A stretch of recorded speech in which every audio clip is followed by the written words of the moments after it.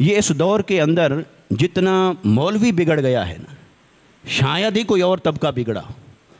دیکھو، تجارت کرنے والا بگڑ جائے، دکاندار بگڑ جائے، سیاستدان بگڑ جائے، وکیل بگڑ جائے، سیافی بگڑ جائے، باقی کوئی بگڑ جائے، لیکن اگر ممبر سے حق کی آواز آ رہی ہے تو امید رکھیں کہ معاشرے کی اصلاح کا کوئی سامان ہوگا۔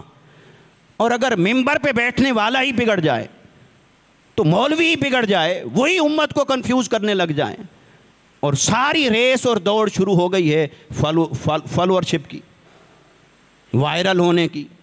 وائرل کون ہوتا ہے، مشہور کون ہوتا ہے، ریٹنگ کس کی آتی ہے؟ تو ریٹنگ کے چکر میں انوکھی بات کرنا ایک ٹرینڈ بن گیا۔ بھی انوکھی بات کریں تاکہ وائرل ہو جائیں، انوکھی بات کریں تاکہ مشہور ہو جائیں، انوکھی بات کریں تاکہ فیس بڑھ جائے، انوکھی بات کریں۔ اس انوکھی بات کرتے کرتے کرتے کرتے دین کے جو مسلمات تھے انہی کو ہی اگر آپ بگاڑنے اور متنازع کرنے لگ جائیں گے تو آپ نے دین کی کون سی خدمت کی؟ اور حتیٰ کہ بدبختی کی انتہا ہو گئی کہ اب ایک کہنے والے نے یہ بھی کہہ دیا کہ بھی صحابہ گمراہ ہو سکتے ہیں، آل گمراہ، صحابہ گمراہ نہیں ہو سکتے، آل گمراہ ہو سکتی ہے۔ بھئی پہلے تو بتائیں اس نظریے کو فلوٹ کرنے کی آپ کو ضرورت کیوں پیش آئی؟ صحابہ کا دور بھی ختم ہو گیا تو آل تو چل رہی ہے، صحابہ کا تو تسلسل نہیں ہے۔ صحابی وہی ہوا جس نے مصطفیٰ کو دیکھا، لیکن آل کا تو تسلسل ہے، تو آل کا تسلسل جاری ہے۔ تو یہ کمپیریزن آپ نے کہاں سے نکالا؟ اس کی کوئی لاجک ہے؟ یا تو ہر دور میں صحابہ بھی ہوں، ہر دور میں آل بھی ہو، چلو پھر آپ ترازو لے کے تولنے لگ جائیں، کوئی بات سمجھ میں آتی ہے؟ تو لہٰذا صحابہ اور آل کے یہ اپنے اپنے مفادات کی خاطر کوئی صحابہ کو استعمال کر رہا ہے آل پر تیر چلانے کے لیے، کوئی آل کو استعمال کر رہا ہے صحابہ پر تیر چلانے کے لیے۔ دونوں باطل ہیں، دونوں طرف غلط ہے۔ حق وہی ہے جو اہل سنت نے عطا کیا۔ حق یہ ہے کہ خبردار کسی ایک صحابی کی بھی توہین اور اہانت نہ ہونے پائے۔ ہر صحابی کا احترام ہے، ہر صحابی کا احترام ہے، چاہے ان کے درمیان آپس میں معاملات ہو گئے پھر بھی احترام ہے۔ جو بھی معاملات ہوئے وہ جانیں، ان کا کام جانیں۔ اس لیے صحابہ کے درمیان جو مسائل اور معاملات ہوئے ان کو تو ہمارے اکابرین نے اختلاف بھی نہیں کہا، ان کو کہا مشاجرات۔ کیا کہا؟ بولیے کیا کہا؟ مشاجرات صحابہ۔ یہ ادب کا لفظ ہے۔ مشاجرات کا مطلب ہے شجر۔ شجر کیا ہے؟ درخت۔ درخت کیا ہوتا ہے؟ جڑ ایک ہے، شاخیں کوئی ادھر چلی گئی کوئی ادھر چلی گئی، لیکن الٹیمیٹلی وہ اپنی جڑ کے ساتھ جڑے ہوئے ہیں۔ اس لیے کہا مشاجرات صحابہ، آپس میں ایک دوسرے سے الگ ہوئے، ایک مشرق کو گیا ایک مغرب کو گیا، لیکن وہ پیچھے جڑ تھی مصطفیٰ۔ مصطفیٰ سے کوئی نہیں نکلا، مصطفیٰ سے نہیں ناتا توڑا، اللہ سے نہیں ناتا توڑا، اس لیے ان کو مشاجرات صحابہ کہا۔ یہ ادب کا لفظ ہے۔ تو صحابہ کرام کے بارے میں جو ادب اہل سنت نے سکھایا ہے وہ ادب کائنات میں کہیں اور نہیں ملے گا، اور اہل بیت اطہار کی جو محبت اہل سنت نے سکھائی ہے وہ آپ کو کہیں نہیں ملے گی۔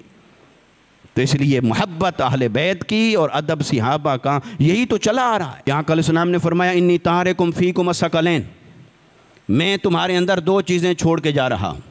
ایک روایت میں آقا علیہ السلام نے ان دونوں کے لیے لفظ استعمال فرمایا الثقلین، دو بھاری چیزیں۔ ایک میں آقا علیہ السلام نے لفظ ارشاد فرمایا امرین، دو معاملات، دو چیزیں، دو امر تمہارے درمیان چھوڑ کے جا رہا ہوں۔ اور ایک روایت میں آقا علیہ السلام نے فرمایا خلیفتین، میں اپنے دو نائب تمہارے اندر چھوڑ کے جا رہا ہوں۔ فرمایا ایک ہے حبل اللہ، اللہ کی کتاب قرآن مجید، اور دوسری کیا ہے؟ ایک حدیث میں آقا علیہ السلام نے دوسری کے بارے میں فرمایا سنت، کہ قرآن اور اپنی سنت، یہ دو چیزیں چھوڑ کے جا رہا ہوں۔ پھر دوسری روایت میں فرمایا قرآن اور میری اہل بیت، میری عطرت، میری عطرت میری اہل بیت۔ تو آقا علیہ السلام نے اپنی اہل بیت اور اپنی عطرت کو فرمایا یہ دو امانتیں تمہیں دے کے جا رہا ہوں، دیکھنا میرے بعد تم ان کے ساتھ کیا رویہ رکھتے ہو، کیا رویہ رکھتے ہو قرآن کے ساتھ، کیا رویہ رکھتے ہو میری عطرت اور میری آل کے ساتھ۔ اور فرمایا ایک بات تمہیں بتا دوں، لن تضلوا ان اتبعتموہما، تم اس وقت تک گمراہ نہیں ہوگے جب تک ان دونوں کی پیروی کرتے رہو گے۔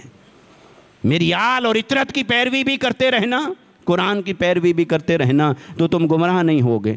تو آقا علیہ السلام تو ضمانت دے رہے ہیں کہ گمراہی سے بچنا چاہتے ہو تو میری اطرت اور میری اہل بیت کے دامن سے لپٹ جاؤ۔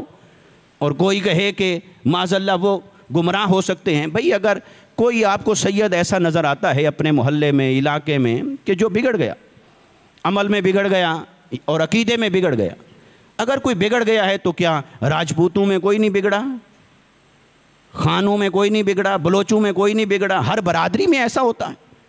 بھئی اگر کوئی راہ حق پہ نہیں رہا، بد عقیدہ ہو گیا ہے، تو بد عقیدہ کے پیچھے چلنے کا کس نے آپ کو کہا ہے؟ جو بد عقیدہ ہے چاہے وہ سید ہو، اس سے ہمارا کوئی تعلق نہیں، اس کا کوئی ادب اور احترام نہیں، لیکن عقیدہ حق ہے، عمل میں کمی بیشی ہے، اس کی پھر بھی گنجائش ہے، پھر بھی نسبت کا احترام کرو۔ عمل تو پھر آپ کون سا پرفیکٹ ہیں؟ کیا جو آدمی یہ بات کر رہا تھا ممبر پہ بیٹھ کے کہ سیدوں کے عمل کی وجہ سے میں ان کو برا بھلا کہہ رہا ہوں، بھئی تو اپنے عمل کا حساب تو دے، پھر تجھے برا بھلا کہنے کا اختیار کس نے دیا ہے؟ تو اپنے عمل کا حساب تو دے۔ اور اگر عمل کا حساب آپ کرنے لگ جائیں گے تو اللہ خدا کا خوف کریں، اس کا حساب اللہ نے کرنا ہے۔ ہاں عقیدے کا ضرور ہے، جو قرآن نے کہا، جو حدیث نے کہا، اگر کوئی قرآن اور حدیث سے ہٹ گیا ہے، سید ہے، قرآن سے ہٹ گیا، حدیث سے ہٹ گیا، اس کا تو خود آل سے تعلق ہی نہیں رہا، اس کو تو حضرت نوح علیہ السلام کے بیٹے کی طرح لکھیں گے۔ اللہ نے فرمایا تیرا نہیں، کیونکہ تیری راہ پر نہیں، تیری راہ پر ہو تو تیرا ہے۔ اور حضرت موسیٰ علیہ السلام، حضرت خضر دیوار قائم کر دی اور مزدوری بھی نہیں لی۔ تو حضرت موسیٰ نے کہا حضرت خضر تھے، ان سے ہم نے کھانا مانگا، انہوں نے کھانا نہیں دیا، آپ نے دیوار بنا دی، مزدوری بھی نہیں لی اور چل پڑے۔ کہا وَقَانَ أَبُوهُمَا صَالِحًا، اس دیوار کے نیچے خزانہ ہے، اور اس خزانہ ور ظاہر ہو جاتا، لوگ لوٹ لیتے، بچے نابالغ ہیں، یتیم ہیں۔ فرمایا یہ سارا اس لیے کیا ہے کہ ان کا باپ صالح تھا، ان کا باپ۔ اور مفسرین نے لکھا 7ویں پشت پیچھے جا کے ان کی پشت میں ایک ولی گزرا تھا، اس کا احترام کر رہے ہیں حضرت موسیٰ، اور ان کا احترام کر رہے ہیں حضرت خضر۔ 7ویں پشت میں گزرا تھا، اور یہ بھی نہیں کہا سید تھا۔ آل اور نسب کا رشتہ تو اور ہے، وہ بلند درجہ رکھتا ہے، تو فرمایا کہ صالح تھا۔ یہ قرآن ہے۔ تو اگر کوئی صالح نیک گزرا ہو کسی کی 7 پشتیں پیچھے، اس کا احترام ہو رہا ہے قرآن میں 7 پشتوں کے بعد، اور تم آل رسول صلی اللہ علیہ وسلم کے بارے میں الا بلا بکے جا رہے ہو۔ ہاں جو قرآن سے ہٹ جائے، دین سے ہٹ جائے، اس سے کوئی رشتہ نہیں، اس نے اپنا رشتہ خود توڑ لیا مصطفیٰ سے، اور قرآن سے بھی توڑ لیا۔ اس کا احترام کرنے کو آپ کو کس نے کہا؟ اس کا احترام بھی کریں، لیکن کیا اس کی آڑ لے کر جو سید صاحب عقیدہ ہیں، صاحب ایمان ہیں، صاحب عمل ہیں، کیا ان کے احترام کو بھی آپ پارا پارا کر دیں گے؟ خدا را امت کے اندر پہلے بہت فتنے ہیں، اہل سنت کی جو مسلمات ہیں، جو عقیدے ہیں، اسی پر چلتے رہیے، اسی میں استقامت ہے، اسی میں فلاح ہے، اسی میں کامیابی ہے۔ ہمارے بزرگوں نے جو جو باتیں کہہ دیں بہت حکمتیں ہیں اس کے اندر، لہٰذا صحابہ کا ادب، اہل بیت کا ادب، صحابہ کی محبت، اہل بیت کی محبت، مصطفیٰ کی ہر نسبت کی محبت، کل بھی یہی ایمان تھا، آج بھی یہی ایمان ہے۔ اللہ ہمیں اسی ایمان پر قائم اور دائم رکھے، اسی کے سائے تلے اللہ تعالی ہمیں حشر میں اٹھائے۔